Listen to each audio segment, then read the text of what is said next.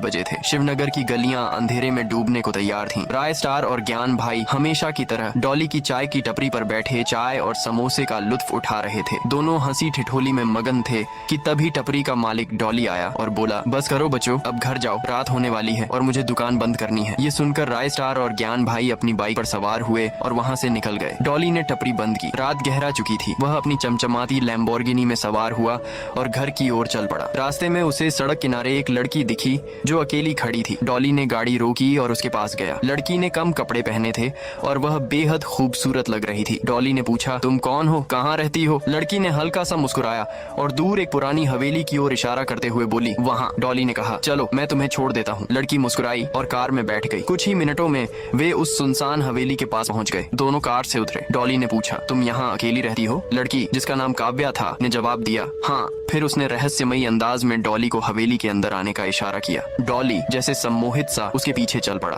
अंदर काव्या एक पुराने बिस्तर पर लेट गई। डॉली भी उसके बगल में लेट गया। धीरे धीरे दोनों करीब आए। रात के 2:30 बज चुके थे।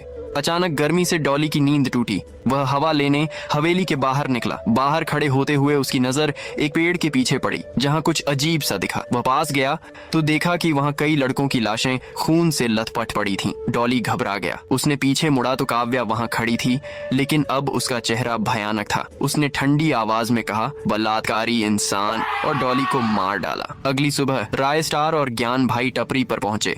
वहाँ भीड़ लगी थी। टपरी के टेबल पर डॉली की लाश पड़ी थी जिसके हाथ और सिर कटे थे। पास में खून से लिखा था, बलात्कारियों की यही सजा है। दोनों सदमे में थे।